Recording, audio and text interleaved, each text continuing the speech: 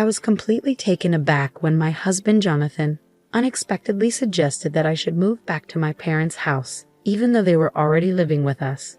His sudden declaration left me stunned, yet he seemed to think he was being entirely rational. He bluntly asked, "Do you have a problem with that? Don't argue with me. I'm fine with divorcing you if you do." His recent behavior had been cold and distant, and I had my grievances too.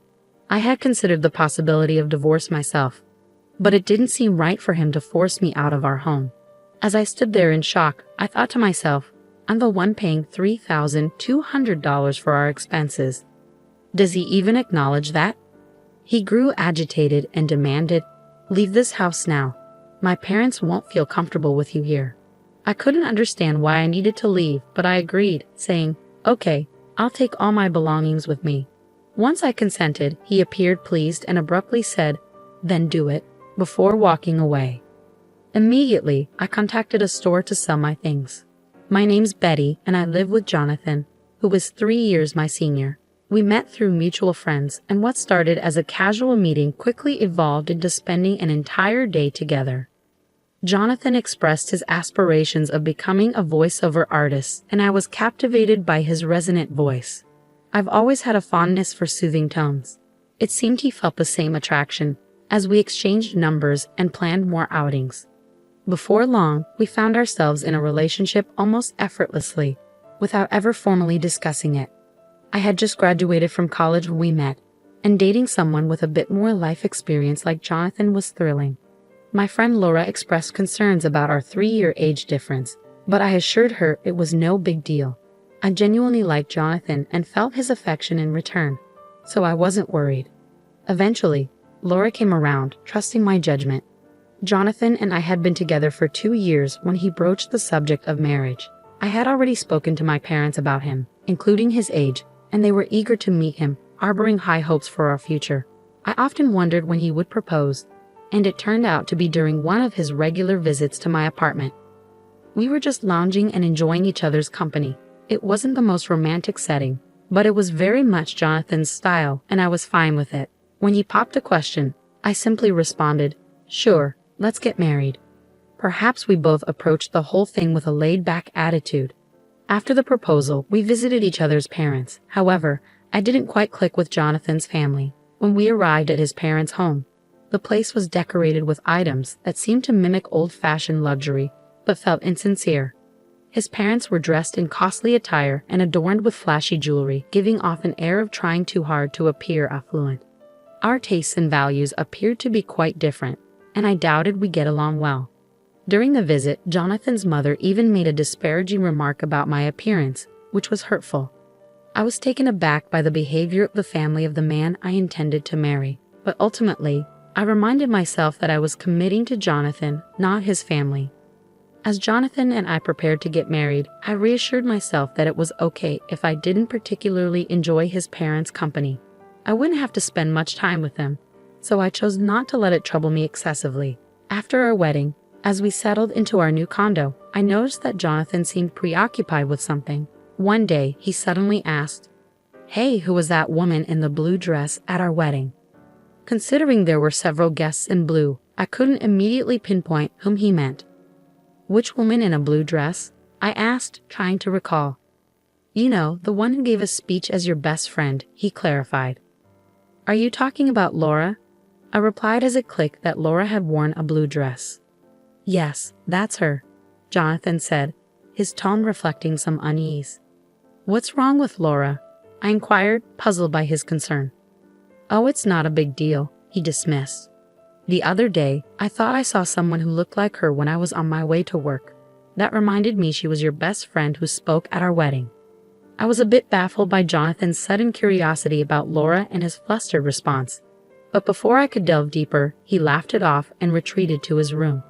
Shortly after this conversation, Laura called me, bubbling with excitement. "Listen, Betty, my boyfriend's coming back to Canada next year," she shared. Laura and her boyfriend had been dating since high school, having known each other since they were kids. He had moved away during middle school, but they maintained their bond through letters and eventually reconnected in high school, where he expressed his feelings for her. I've always enjoyed Laura's romantic tales, Despite her boyfriend working at an international branch for a few years, they managed to keep their relationship strong and connected. "Well, do you think he might propose once he's back?" She pondered excitedly. "And then you guys will get married," I exclaimed, half teasing. Laura laughed and responded, "Oh, Betty, you're always jumping to conclusions. Just make sure to invite me to the wedding. I promise I'll give another heartfelt speech." "Of course, after the beautiful speech you gave at my wedding, I need you to do the same at yours. Just don't set the bar too high," I replied. We chuckled together as we sipped our tea, enjoying the ease and trust that flowed through our conversation. We had always been there for each other, ready to listen whenever one of us faced any issue. Around this time, I started noticing changes in Jonathan's routine. He began returning home increasingly late. "Working late again today?" I asked one evening. "Yeah, you think I shouldn't work or something," he retorted. Even after our marriage, Jonathan clung to his dream of becoming a voiceover artist.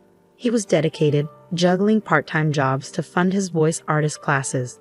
Unfortunately, all his earnings from these jobs were funneled straight into his training, leaving me to cover all our living expenses. This situation made it difficult for us to save any money together.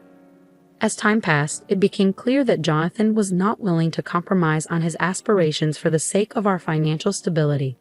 My concern grew as he put in excessive hours at his part-time job, which only added to our financial strain. "Hey, haven't you been working too much lately? They shouldn't be making you do so much overtime, even if it's just a part-time job," I mentioned one day. "I told you I'm fine. More money is always better. Just keep your opinions to yourself," he snapped back.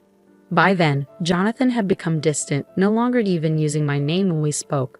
Since our marriage, Jonathan had begun to address me merely as you, and I had expected him to speak to me with kindness and more frequently. However, his words were often harsh. His once gentle voice had grown rough, and his drinking had increased significantly. At times, his voice even sounded hoarse, which was concerning given that voice artistry demanded a healthy voice. Despite this, he seemed disinterested in discussing his health and increasingly avoided conversations with me. Eventually, he started ignoring me altogether, even when we were in the same room. Amidst these challenging times, Laura called me. She mentioned she had something important to discuss. Given my concerns, I suggested we meet up, eager for a conversation with Laura. We decided to meet at a cafe and chose a booth with a private seating area. Laura selected our booth carefully, a spot where the counter and staff could easily see the entrance. "You chose this booth specifically?" I asked, noticing her cautious approach. "Yes," she replied. "I wanted a spot where the staff could see if there was a suspicious person outside our door." "A suspicious person? Is that related to what you wanted to discuss?" I asked, connecting the dots. Laura nodded, her expression tense. She explained that ever since she left her job about a month ago, she felt like someone was following her. Now, she even felt watched on her days off. The reason she picked a booth with a clear view was that she suspected the person stalking her might try to eavesdrop on our conversation. "Did you talk to the police about it?" I asked, concerned. "I tried, but since there's no direct contact, they can't do much," she sighed. "What about your boyfriend? Isn't he coming back in a month?" I inquired, hoping she had some support. "I thought I'd discuss it with him too, but I wanted to talk to you first. Someone close by," she explained. I understood her need for immediate support. Laura hadn't managed to get a clear view of her stalker, making the situation even more unnerving. She was too frightened to discern whether her stalker was a man or a woman. I decided to discreetly watch from a distance to try and identify who was following her. During this time, I was struggling with my troubled relationship with Jonathan and found it hard to open up about it. But as I kept an eye on the situation, I made a shocking discovery. The person shadowing Laura was none other than my husband, Jonathan. Jonathan often claimed he had to work late, but I noticed that after his shifts, he lingered near Laura's workplace and followed her as she left. I was stunned to realize that the person causing my best friend such fear was my own husband. Witnessing Jonathan tracking Laura with a creepy, unsettling grin completely changed my perception of the man I had married. The man I had fallen in love with now seemed like a stranger, and the love I thought would last forever turned cold. I knew I had to tell Laura the truth. I urged her to move immediately for her safety. With the help of her colleagues, she arranged for someone to drive her from the underground parking lot directly to her new residence. We took these precautions to ensure her safety as Laura made her escape. Jonathan's frustration intensified when he realized Laura had moved away. Eventually, his pent-up anger erupted. "My parents are going to live here, so you need to go back to your parents' house," he demanded abruptly one day. I was taken aback by his sudden and unreasonable demand. "If you have a problem with that, then I'm fine with divorcing you," he threatened, losing his temper. Though I had my grievances and had even considered divorce before, the reality of our deteriorating relationship hit me hard at that moment. I couldn't believe that Jonathan thought he could just kick me out of our home. After all, I was the one paying $3,200 for our monthly expenses. I wondered if he even remembered that as I gave him a skeptical look, but he just snapped, "Just leave already. My parents can't move in if you're still here." "Why do I have to leave?" "I don't understand at all," I replied, frustration building. Despite my confusion and frustration, I calmly said, "Okay, I'll take everything I bought with me." Seeing me agree, Jonathan impatiently told me to hurry up and walked away. I immediately contacted a local buyback service, and the next day, they arrived at our apartment. At first, Jonathan smirked, thinking I was simply packing to leave. However, his smirk faded into shock as he watched the workers evaluate all our furniture and appliances.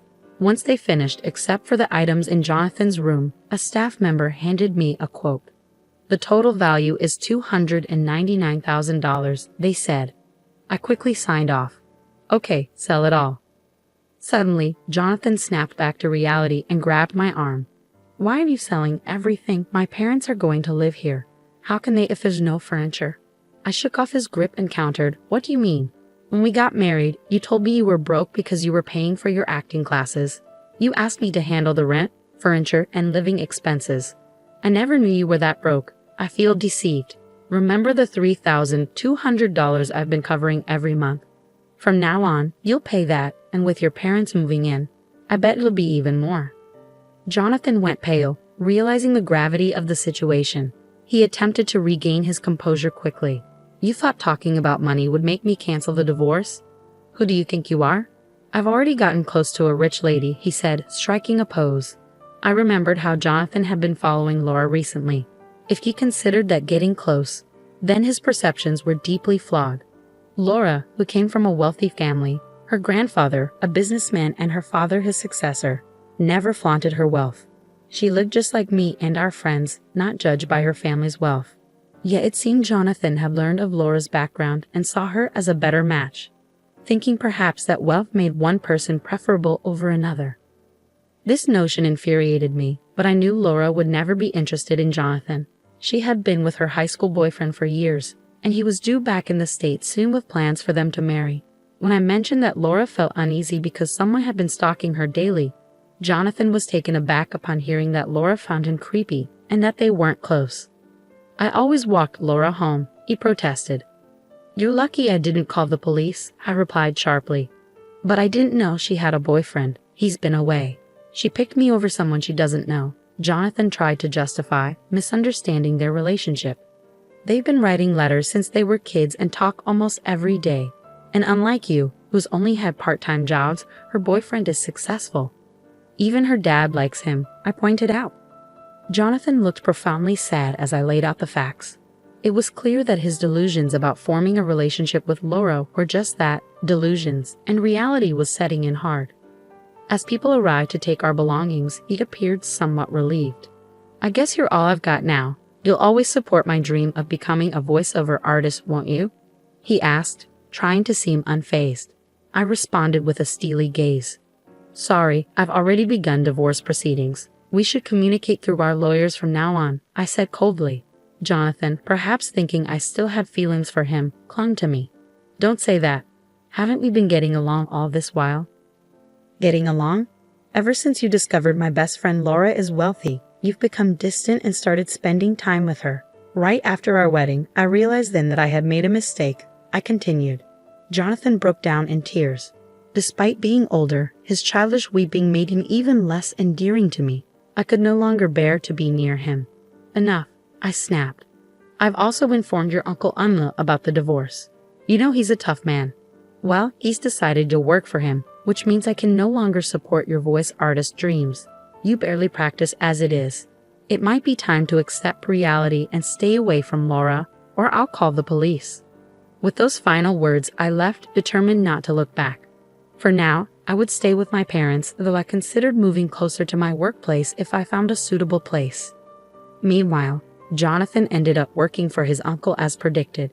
His parents, who had planned to rely on him financially after his marriage to Laura, also moved in with him, all working for the uncle. It seemed that exploiting others was a family trait. I felt relieved to escape that toxic environment. Age wasn't the significant factor, but I vowed to be more cautious in choosing my next partner. On a happier note, after settling things with Jonathan, Laura invited me to her wedding. She introduced me to her long-term boyfriend, and I genuinely wished them happiness.